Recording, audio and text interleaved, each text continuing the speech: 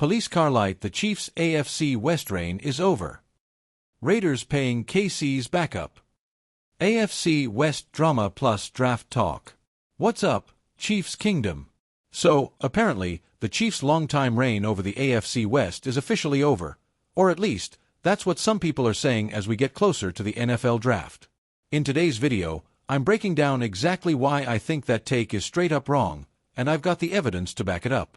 We're also talking about some hilarious financial drama with the Raiders, some recent roster moves by the Chiefs, and more. But first, say it with me. How about those Chiefs? Let's start with something I mentioned back in March that just became official, and it's too funny not to revisit. When the Chiefs signed Gardner Minshew to be Mahomes' backup, I mentioned that the Raiders might still owe him money after releasing him early to avoid paying out the full contract. Well, the details are in. The Chiefs are paying Minshew a base salary of $1.17 million this year. And guess what? Because that's less than the $3.1 million he was originally owed by Vegas, the Raiders now have to cover the remaining balance, roughly $2 million, for Minshew to suit up and help the Chiefs. That means Las Vegas is literally paying 2/3 of Minshew's salary to help Patrick Mahomes and Andy Reid. You love to see it. Minshew said the second he knew he was getting released, he wanted to come to Kansas City, to learn from Mahomes, to grow under Andy Reid, and to absorb the winning culture. And now he gets to do that, on the Raiders' dime. I'm obsessed with this storyline. Now, let's talk about this idea that the Chiefs' AFC West dominance is coming to an end. The Chiefs have won the West 9 years in a row. They've been to 3 straight Super Bowls and are led by the best QB-HC duo in football. But now some people, Colin Cowherd, I see you, are saying the Chargers might win the division this year. Let's unpack that, team by team. Vegas made some splashy moves. New HC Pete Carroll. Traded for Geno Smith. Extended Max Crosby. Drafted Brock Bowers. Projected to take Ashton Jeanty at number 6. But despite all that, I still think they finish last in the West. Geno is a short-term option. The defense is solid, but the offense still has major question marks. Also, you're paying a Chiefs QB. So, yeah. Enjoy 4th place again, Vegas. Now this is where things get interesting. Jim Harbaugh took the Chargers from 5-12 to 11-6 in one season. They made the playoffs, got smoked by the Texans, but still. That turnaround was wild. They re-signed Mike Williams, added Najee Harris to the backfield, and beefed up both trenches. Plus, Harbaugh's system is clicking. Add in rookie WR help and another year of development. They're dangerous. Not better than us. But close.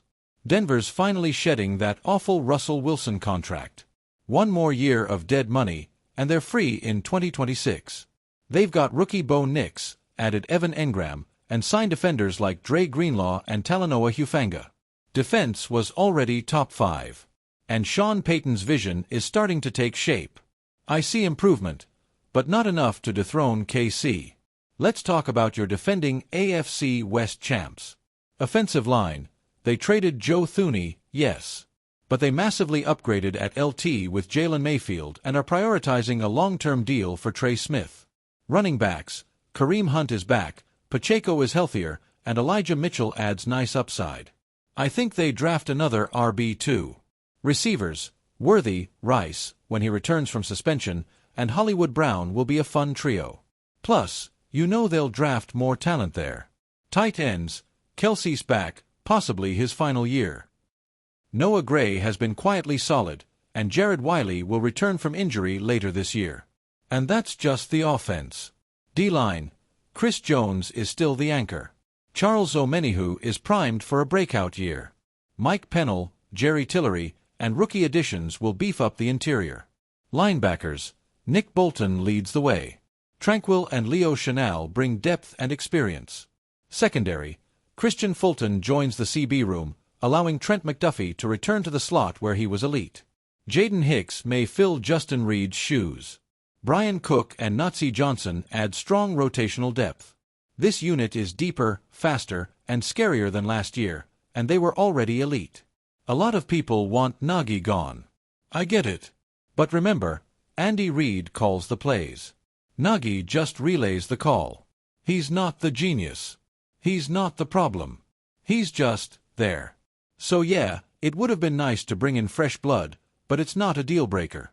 The Chiefs now have rights to play and market in 7 international countries: Mexico, Germany, Austria, Switzerland, UK, Ireland, and Spain, more than any other team in the league. KC might actually become the world's team. Personally, give me a game in Ireland ASAP. Some coaches want the tush-push banned for safety. But the data doesn't show it's dangerous, and teams like the Bills run it all the time. McDermott ran it 5 times in the AFC Championship. Come on, man.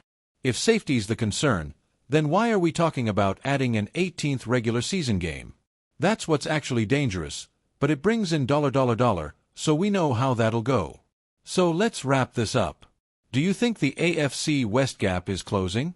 Who finishes second in the division? How do you feel about KC's off-season moves so far? And would you be down for an 18-game season with an extra bye? Or is 17 already too much? Let me know in the comments, and until next time, let's freaking go. How about those Chiefs?